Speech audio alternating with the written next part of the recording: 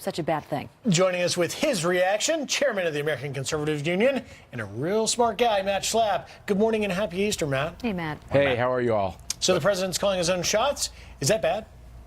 Yeah, what a shock. I mean, I imagine that President Barack Obama never called his own shots, and he had all these smart people around him that just pushed him into decisions. This whole idea that President Trump is somehow chaotic and unique because he has his own strong view and is trying to push his administration in the way he sees fit is actually the way presidents operate in the job. I've seen it up close and personal. It's always difficult to convince a president to go off the course they want to be on because, after all, the people put them in that office and they feel a little bit of pride about the fact that they got themselves there. But isn't it normal, though, for you look throughout history, and you know this better than I do, but when you get into that role, it takes time to figure out the right people that you want around you, the people that think the way you do, that can challenge you in ways that maybe make for a more productive White House. Isn't this the smart thing to be doing?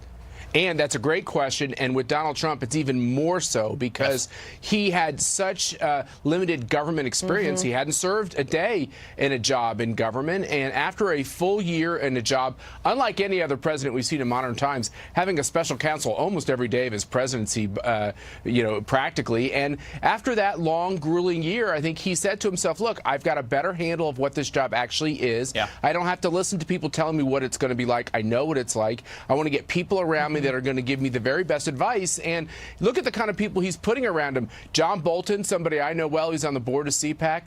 Larry Kudlow. These are not yes men. These are men who are going to walk in that Oval Office and give him their strong point of view. He also had to run against the Republican establishment in this process as well, so didn't have the normal reservoir that a politician would necessarily draw from. But Griff's been covering the California sanctuary city issue very, very closely. Governor Brown making pardons, the state a sanctuary city, but certain municipalities opting out, wanting to side with Jeff Sessions instead. As conservatives writ large, where should they stand on this clash as it pertains to sanctuary cities and immigration?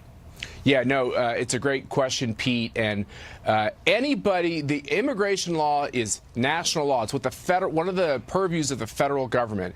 For any other form of government to try to carve themselves out of of Washington, D.C.'s ability to dictate immigration law is simply illegal. And these really aren't sanctuary cities or sanctuary states. They're criminal cities. And it's the right thing for conservatives to do, to continue to stand up for politicians that say we have to follow the law. You know, it's always liberals that say we're a nation of laws, not of men. And it's funny, when it comes to immigration, there's a lot of hypocrisy from the left. It's interesting, Matt. You know, we're seeing a backlash. It looks like it's going to continue to grow, not only in the conservative circles of California, but maybe across the state. Good. I hope it's not a liberal or a conservative issue either. I hope it's just an American issue. Yeah, that's a good point. Matt Schlapp, good to have you with us. Thanks, Happy Matt. Easter. Happy Easter. Appreciate it.